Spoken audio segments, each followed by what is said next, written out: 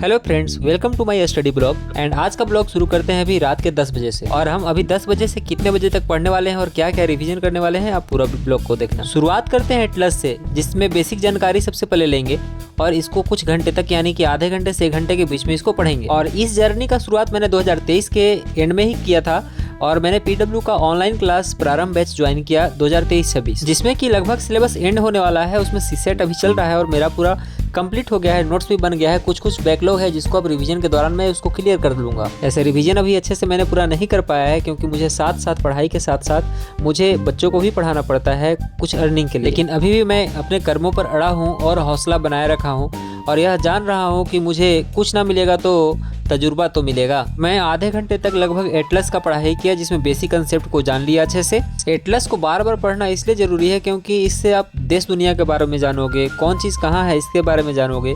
तो आप एक बार में एटलस को नहीं कवर कर सकते हो, आप धीरे धीरे करके रोज अगर आधे घंटे देखोगे तो आप बहुत सारा चीज़ जान सकते हो इसमें। अब एटलस खत्म करने के बाद मैं शुरू कर दिया फिजिक्स। अब फिजिक्स क्यों? क्योंकि मेरा ऑप्शनल जो होने वाला है इसमें फिजिक्स होने वाला है और मुझे फिजिक्स ऑप्शनल का कहीं भी क्लास सस्ते में नहीं मिल रहा है और पीडब्ल्यू में है भी नहीं। तो मैं अभी फिजिक्स ऑप्शनल का तैयारी सेल्फ स्टडी मैथमेटिकल फिजिक्स से कर रहा हूँ ताकि मेरा बेसिक मैथमेटिकल फिजिक्स कंप्लीट हो जाए। और अभी से मैं लगभग 1.5 घंटे तक प्रैक्टिस करने वाला हूँ, लगभग 11:30 के आसपास। पढ़ाई ऐसे चेयर पर बैठ के ही करना चाहिए क्योंकि अगर आप बेड पर जाकर के पढ़ोगे तो आपका बॉडी कंफर्ट में चला जाएगा और आपको नींद आ जाएगी, आप देर तक पढ़ नहीं पाओगे। और वैसे भी अभी ठंड का दिन है तो ज्यादा देर तक आप बेड पर जाकर के टिक नहीं सकते हैं, यानी कि तुरंत सो जाओगे गर्मी पा करके। तो ये ज्यादा बेटर है कि आप आराम से एक टेबल लो, चेयर लो, आराम से बैठ करके पढ़ना शुरू करो। तो यदि आप देखना चाहते हो कि मैं किस तरह से पढ़ाई करता हूँ, कितने समय तक पढ़ाई करता हूँ, रात को कै बजे तक पढ़ता हूँ, दिन में कितने बजे तक पढ़ता हूँ, तो मैं कुछ हिस्से करके यहाँ पर ब्लॉग के रूप में दिया करूंगा। तो आप चैनल को सब्सक्राइब कर लेना। तो मैंने फिजिक्स को अपना कंप्लीट कर लिया। अब यहाँ पर मैं शुरू करने वाला हूँ नेक्स्ट विषय। तो मैंने पहले अपना चार्ट देखा है जिसमें मैंने सारा सब्जेक्ट लिख लिया है कि उसमें कौन कौन से विषय अभी हो गए हैं और किनका रिवीजन करना चाहिए।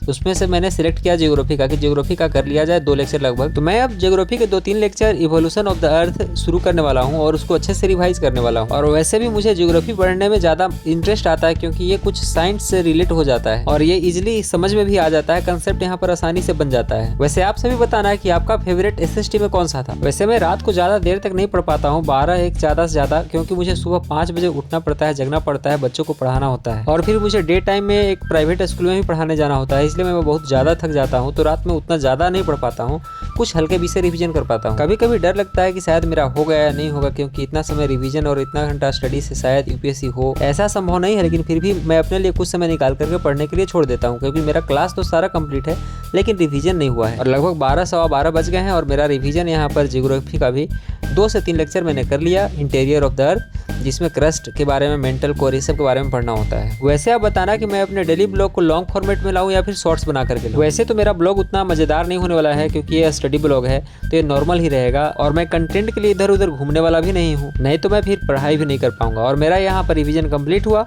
और मिलते हैं नेक्स्ट वीडियो में नए ब्लॉग के साथ। तब तक के लिए thank you, okay, bye bye.